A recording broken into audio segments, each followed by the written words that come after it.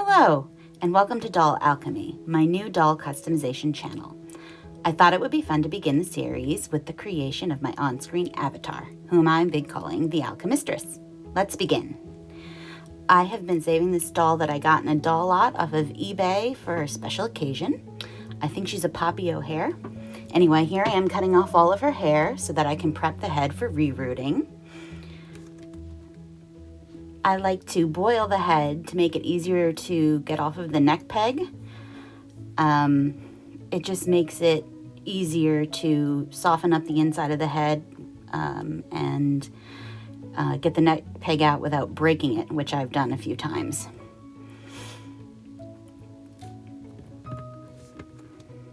Okay, so the next step is to pull out all the old hair. I'm using a set of pliers that I got from Doll Planet, and I just scrape out all of the old hair plugs and glue.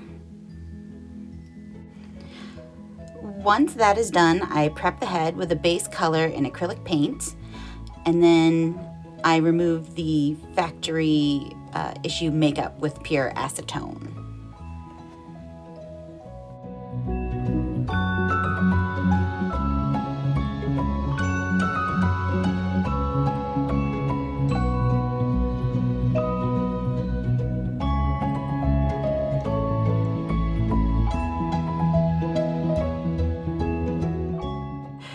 Because I plan to give her a center part, I mark along the doll's head exactly where I'll be making her part when I reroot the hair.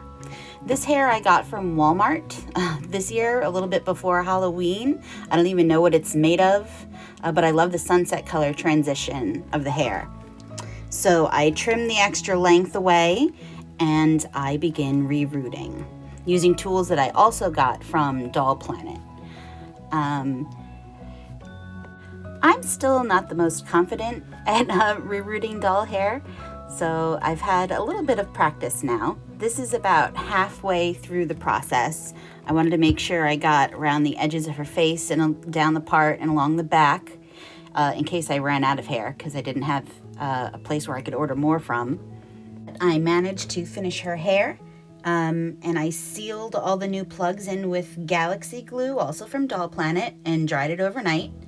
And then just to reduce some of the volume of her hair, I gave her like a boiling wash to set it. So this was the end result. I chose to braid her hair away from her face so it would fit a little bit better under her hat that I'm going to make a little bit later. And I'm pretty pleased with it. I actually really like the silhouette of the doll's original dress, so I'm going to dissect it along the seam lines to make my own patterns for her new dress. I plan on giving her a longer sleeve, but the short sleeves will do fine for the initial pattern. So here I am tracing the new cut pieces onto, I like to put them on like the square graph paper when I have it, when it's available, but you could really trace it onto any kind of thin paper. And this is the fabric that her dress will be made from. It's special to me. The very first doll dress that I ever made, I think back in 10th grade, for my Cabbage Patch doll, that's how old I am. That dress was made out of this fabric, which was found recently at my parents' house when we were cleaning it out somewhat. So those were the 5 pieces that ultimately make up the body of the dress that I'm sewing together at the seams now. And then along the seams at the top, I chose to hand sew that single thread just because I didn't leave myself too much of an allowance and I wanted to make sure that it didn't fray. And here I am putting the dress actually on the doll after it's been all assembled.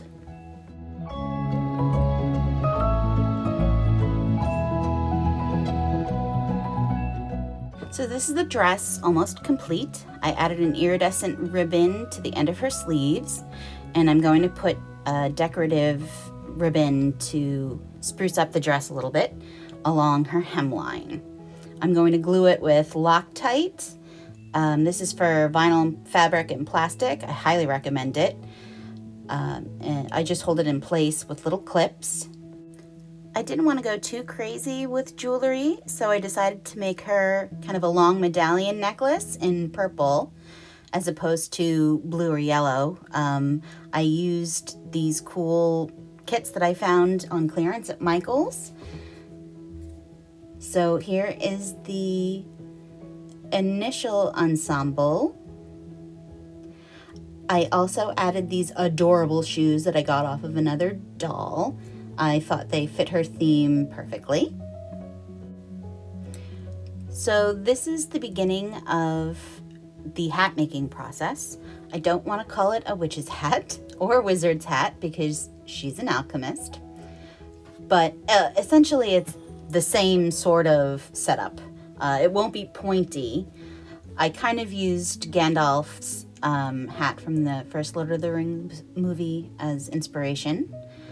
And rather than try and explain exactly what I was doing, I think it's probably easiest if you watch, and then I'll jump in here and there.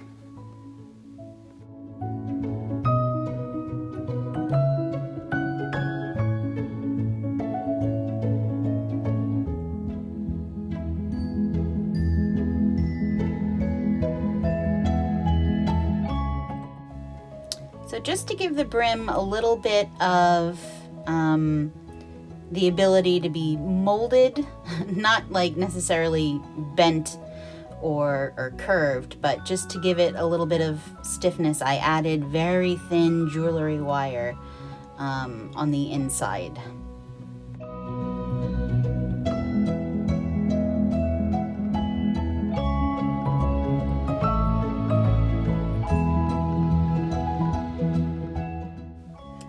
So in order to give the hat its kind of curved shape, I made out of very bendy armature wire, just a loose mock-up to mold some more foam triangles inside of.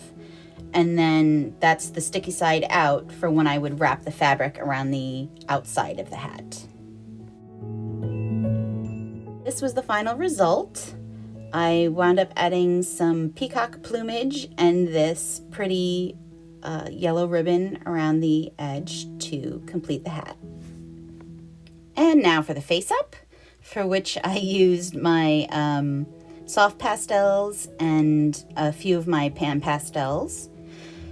I actually also use a really old palette, probably that I've had since high school, of actual makeup. For whatever reason, I wouldn't recommend this if you're just starting out in doll customizing, but the shimmer from this particular eyeshadow seems to show through even the super matte Mr. Super Clear sealant, which is what I use to seal the face in between levels. So this I would call level 1. I gave her some light blush, some color on her lips, and just the baseline of a blue eyeshadow.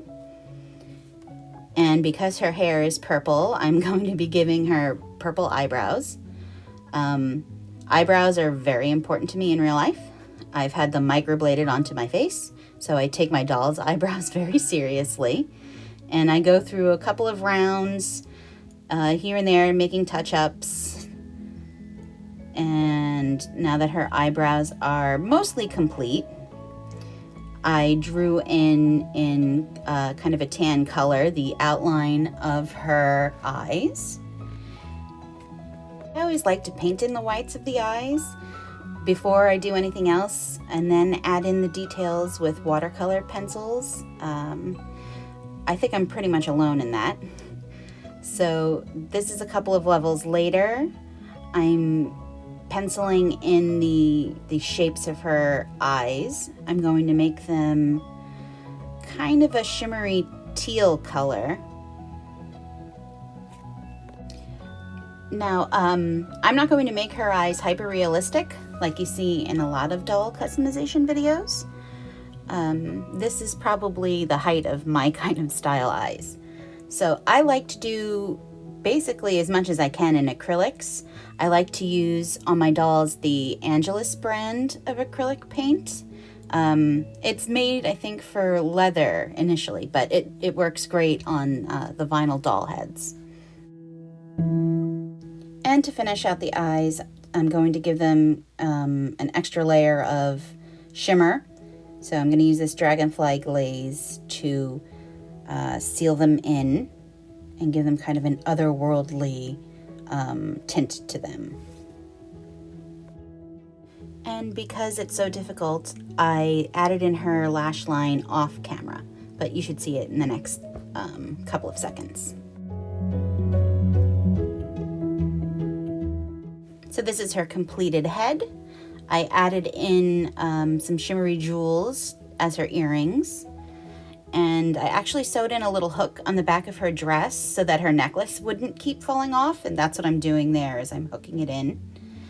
So now it won't be going anywhere as I put the head back onto the neck peg.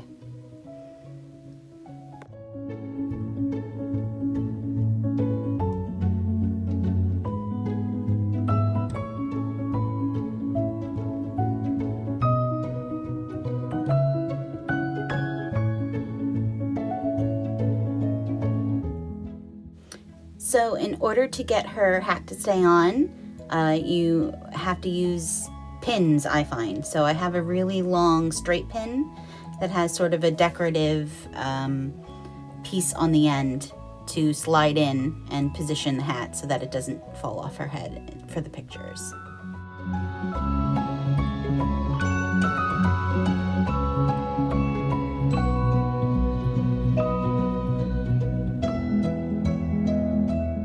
So here she is completed, our Alchemistress, right in her workshop, which is also a work in progress. So as we make more videos and the Alchemistress works on more doll friends, this will also be changing bit by bit.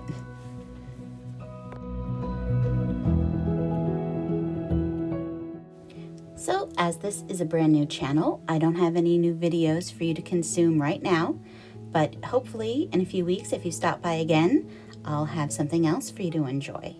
Thank you for stopping by. Like, subscribe, share. I'd appreciate it. Thanks again. Bye.